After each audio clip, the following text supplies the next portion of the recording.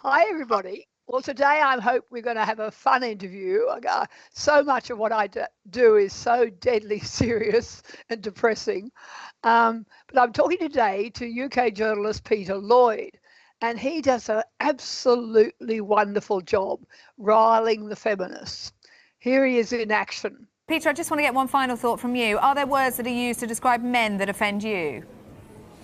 Not particularly, and if there are some I don't like, I certainly wouldn't want them banned. But it always goes back to that old adage: sticks and stones may break my bones, but there will always be something to offend a feminist. Peter Lloyd. No, that's just obnoxious. Peter Sorry, Lloyd, you have to give me a chance to respond to that. That is ridiculous. No, hang on, I won't do your show again if you don't let me respond to that. Go on, Kate, have a word. Come on, that's ridiculous. I mean, Welcome, Peter. That's one of my all-time favourite interviews. Hi there, thanks very much. Yeah. You got a huge response to that one, didn't you?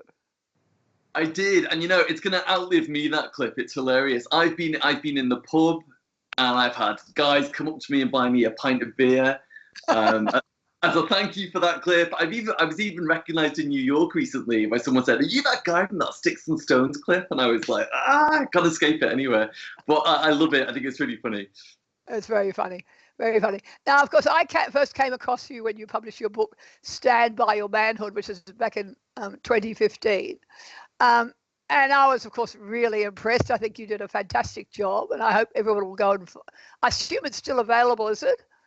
Yeah, it's available on Amazon and in all the bookshops and stuff, yeah.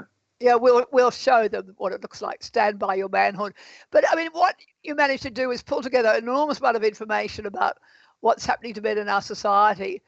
But you also managed to present it in an entertaining, humorous way. And obviously you agree with me that it's really important to try to maintain our sense of humour during this whole business. Yeah, I mean, I always call it kind of gallows humour because, that's exactly what it is. But if you can't laugh amid all this madness in the world, then you would kind of go a bit crazy. And some of the stats and the information are so depressing, and it can feel so interminable that you need a bit of light relief sometimes. And so I always try and pepper it with a bit of humour. And also, I mean, if I'm honest, it's tactical because as a man, me talking about this stuff, if I can use humour to get my point across, it makes it look, I hate the word toxic, but it makes it look less toxic. I can almost disarm people with a laugh and a joke. Although, as we've just seen in that clip, it can sometimes go the wrong way and trigger someone into a full-blown meltdown. Yeah, you're very good at that. Go on. Sorry, carry on. No, I was going to say, I was astonished. So you've written for a wide range of publications, amazingly, including the Women in Leadership section of The Guardian. Now, that really impressed me. Well, yeah, I mean, I did that, and I was to prove a point. And basically to say that I can believe in all of the things I believe in and say all the things I say and absolutely mean them. But at the same time, it doesn't make me a misogynist. I can absolutely be a champion of women at the same time as being a champion of men. And I think that's, truly what equality is all about, right? I mean, that's the end goal. One of the reasons I do this is because I want men to know that it's okay to question feminism and the orthodoxy, and that it doesn't make you a misogynist. You're not a woman hater if you question feminism. Yeah. And if you're a woman, you're not betraying the sisterhood if you question it either. Yeah. So now we better talk a bit more about the book. Tell me what drove you to put it all together and what you think were the main points you got across. Well, if I'm honest, I was waiting for years for someone else to write it because, I mean, who wants to write a book, right? It's exhausting. It's like, it's the closest I'm ever going to get to having a baby. Yeah, it was the gestation period and the pains and the cravings. No, I was waiting for ages for somebody to write a book along those lines that defended men, that held feminism to task and scrutinized the data. And it just never happened. I mean, there were a couple of books along the way. I mean, I know Warren Farrell did a great book, and Warren Farrell did a number of great books. Yeah. But serious books. I mean, yours came out of the the best of mainstream journalism to me in terms of putting that information together in a very palatable way, which is pretty rare. You know? Yeah, I mean, that is really what I wanted. A lot of the books that I'd seen, like Warren's and Christina Hoff Sommers, I mean, you can probably see my bookshelf. I've got Camille Parlier and all those people on there, all of whom I think are fantastic. But those books are very dense and kind of quasi-academic. Yeah. And, you know, I mean, I struggle to read books like that at the best of times. So I wanted something that was just mainstream and that was, you know, commercially viable, and that you know, somebody could read within a weekend. So my plan was to just do something as palatable and digestible as possible. And I think we achieved that. And certainly the feedback I've had has been really nice. And it's reached a lot of people, which was the main goal, right? To get as many people to read it as possible. And yeah, I mean, I think you gave men a lot of ammunition as to how to puncture the feminist lies. I mean, all the rubbish we've constantly been taught about men, and you gave them a lot of information that shows how the feminists are leading us astray, which I think is really important. Yeah, because, well, the mainstream media certainly don't let people aware of these facts. They don't disclose them. The media, I mean, people are now waking up to the fact the media is so biased, but for years it was biased around feminism, and there was no alternative data out there. And had I read my book when I was young, I would have had a much earlier wake-up call. So at least now the material is out there; it can't be denied, and people have got access to it, which is great. Yeah. But I also particularly like the fact you call out the craziness of men who support feminism. Tell me your comment about turkeys. Well, I say that men who support feminism are turkeys voting for Christmas. Yeah, what a great line. And I was thinking about that because we've been focusing in Australia the last week or so on a classic turkey, and his name is Joe Hildebrand. He's a writer for the Daily Telegraph. And I was thinking about him. I'll tell you what's going on there, but he was one of the people who first interviewed you when the book came out on a morning show called Studio 10. And I want to show people Joe Hildebrand as classic turkey, absolutely sneering at you and your book. All right, well, there has never been a worse time to be a man. Tell me about it. Really? Yeah, according to a controversial new book, apparently men are being ridiculed, abused and exploited and have become second-class citizens. And guess what? It's all women's fault. Well, by process of elimination, it would have to be, wouldn't it? No, this is true. In all seriousness, can I ask, how have you actually been oppressed by women? Like, has there ever been a time in your life where you think, you know what, those, darn cotton-picking women have got one up on me, has it ever happened? Because I don't think it's ever happened to me. I don't think it's ever really happened to anyone I know. Yeah, I mean, that was a really, really awful interview to do. I mean, with all due respect, Australian media doesn't have the greatest reputation on the world stage, and I went into it with my eyes open. I knew what they were like, but it was a really, really terrible, interview on their part. I mean, I was happy to do it, and I was happy to answer tough questions, but they were rude. They hadn't bothered to even skim read the book. They'd already reached a foregone conclusion. They were throwing personal insults at me, and it was a real gang mentality. And I just thought, this is just not a grown-up discussion about some important things that your viewers might find interesting. It was a real hatchet job. It was a real hatchet job. Just before we go on, I want to talk a bit more about Joe, but one of the other people on that panel was Ita Buttrose, of course, who's a very famous Australian journalist, who's now been appointed as the chairperson of the ABC. And I want to show people her question to you, which to me shows anyone who thinks for 1 minute that Ita Buttrose is going to do anything about the anti-male bias of the ABC has another thing coming. Let's have a look at that. Peter, do you have a girlfriend? No, I don't. I'm single. Funny. You remember that, Peter?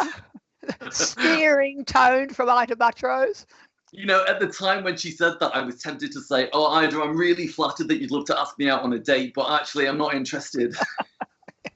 But can you imagine if a male interviewee asked a feminist, "Love, have you got a boyfriend? Or have you not got a boyfriend? Is that why you're such a feminist?" The outrage, such a double standard. And her tone. Anyway, let's get on to Joe. What's been really fascinating is Joe Hildebrand seems to have been red-pilled.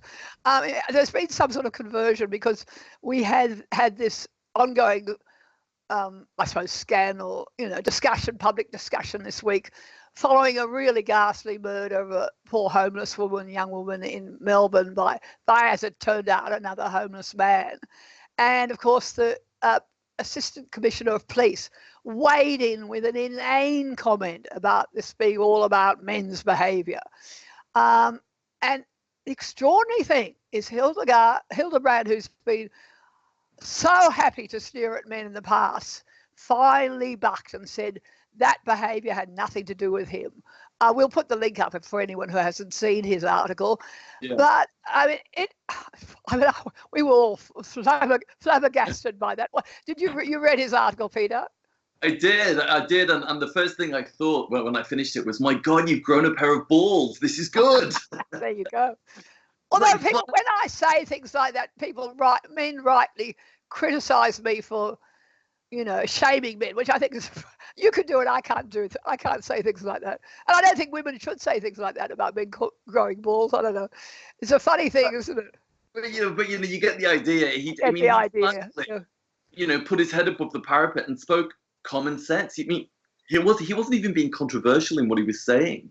He cited a lot of statistics and a lot of data. And can you imagine if there was, an Islamic terrorist attack in Australia, and the Prime Minister of Australia stood up and said, right, every Muslim in this country needs to reflect on who they are and what they believe in and how they see infidels. That would be outrageous. And I agreed that would be inappropriate. But there would be outrage across the national media if that happened to, a religious group. But when it happens to men, fair game. Fair game. And as I said, if a mother kills her child, and we turned around and blamed all mothers for that behaviour. And there are so many analogies that point out the lunacy of this argument. And of course, but what's happening now is all the feminists are piling on the show, which is all very entertaining. Just in terms of where you are and how your book played out, and I know you're in the process of writing about the book. Tell me, do you think we are making any progress? What is it that makes you tear your hair out? What makes you think we're getting somewhere? Well, I certainly see a lot of people talking about it on social media, which is refreshing. Yeah. And I also see a lot more women speaking up about it as well, about these issues. People like yourself, you've been doing this for a while, but, I see a lot of young women who are also addressing these issues and saying, well, this affects my brother or this affects my father. And that gives me a little bit of hope. One of the things that interested me, Peter, was that you talk about the lad culture and the fact that you're not ashamed of that enjoyment of masculinity. And I thought that was actually very refreshing to see someone stand up for blokes doing their own thing. Yeah, well, given today's culture, you'd think it was a no-brainer, right? We're constantly told to accept ourselves and love ourselves and have no shame, regardless of whether we're fat or thin or old or, whatever. And yet the one exception to that is men and masculinity. And we're told that that's a bad thing and that it's toxic and all these other things. But of course, that's not true. Masculinity is responsible for loads of amazing things and civilization, for one. And never celebrating men's achievements, always denigrating men for what they do wrong. I had this bicycle accident in New Zealand, which is why I'm sitting here with my arm in a sling. And I kept on getting comments from men saying that they apologise for building the bridge that I fell off, and they apologise for constructing the bicycle. And I just loved it. It brought out men's real sense of humour. But of course, that's what we don't hear, the fact that men still make the world go round. Well, to be honest, Bettina, I wasn't sure if a feminist had pushed you off that bike, so I was a little afraid to ask. You never know what they're capable of, these feminists. Yeah, no. I haven't had physical abuse. I have plenty of verbal abuse. But you never know. It might still happen. I'm continuing my campus talks in the next few months coming up, so we'll see how they develop. What else? Anything else? Yeah, go on. You go on saying that I go on these TV shows and have these discussions. You go to campuses where there are hundreds of rabid students, waving placards and sounding fire alarms. I don't know how you do it. I just couldn't be bothered with all that. But I always figure it'd be a really bad look if they beat up a grandmother, wouldn't it? So maybe I'm kidding myself, but so far I've emerged pretty unscathed. And it was the bicycle that did me in, so there you are. I have to say, Bettina, people like me, and I know other people in London as well who watch your stuff, and we are so grateful that people like you exist and are doing the work that you do. Honestly, it's such a lifeline, and it has an extra superpower in the fact that it comes from a woman. Yeah. Well, of course, you've got one of the great leaders in terms of speaking out against feminism, which is Erin Pizzey, and the wonderful work of a woman who started the first refuge in London and then copped huge amounts of flack when she started to speak out about women being just as violent as men and death threats and you name it. I mean, there have been women being very brave around this issue for a long time. And of course, it's much easier for us than it is for you. I mean, I think, Peter, you're the brave one because as we've seen, women can get away with saying things that men usually can't. And I think it's an amazing thing that you're daring to be so open about issues that most men absolutely duck for cover when it comes to discussion with. Yeah, I mean, maybe. I think more men, though, you have to kind of lead by example, don't you? And eventually you just think, well, if I don't make a stand about this, who will? I mean, obviously you're doing a great job and there are other people out there doing it. But when I started off as a journalist, I was having to write stuff. And, I remember people saying to me, well, write about what you feel impassioned by, what interests you. And I was always in meetings that were very feminized and, editorial meetings that were, talking about quotas and even quotas of like how many women appear in the magazine, of a men's magazine. Why are we even talking about this? And so I just thought, well, look, I'm having to read all sorts of crap from journalists. I might as well put my own stuff out there. And if people don't like it, people don't like it. But, it struck a nerve. We are seeing more people in Australia beginning to speak out a little bit. But as you've also said to me, that you have to put that against the incredible grip, an increasing grip of feminism on all our key institutions. And every week there's some new announcement about domestic violence funding, about, gender quotas, whatever it is. I know that's one of the things that really worries you, that the huge cash cow keeps rolling on. And it's, overall, I still think they're winning, don't you? Oh, yeah. I mean, somebody once made a great analogy to me, and they said, feminism isn't about the pendulum swinging too far the other way. It's not a pendulum at all. It's like a steam train, and it's just plowing through everything that gets in its path. Yeah. And I think that's a really accurate metaphor because that's exactly what it is. I mean, it's so powerful and so lucrative, and it has so much political sway. Now, what's your new book going to be all about? It's also about men, I gather. Yeah, well, never want to court controversy, Bettina. The new book is going to be about the war on white men. Oh, good. That's nice. Yeah. So it's going to have a focus on the race element to it as well, which is going to trigger a lot of people. But I really don't care. It's such a timely thing, and I think if somebody doesn't write the book soon, if I don't write the book soon, somebody else will. So. I might as well do it. And I've got lots to say about it. So. Oh, no, there's some great data there. Well, Peter, it's been lovely to talk to you.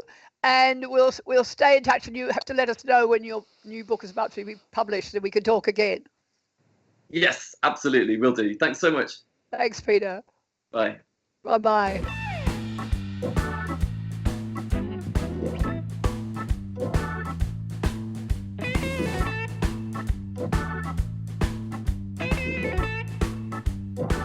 Thanks everybody for supporting me on my YouTube channel. I've got growing numbers of subscribers, which is really exciting.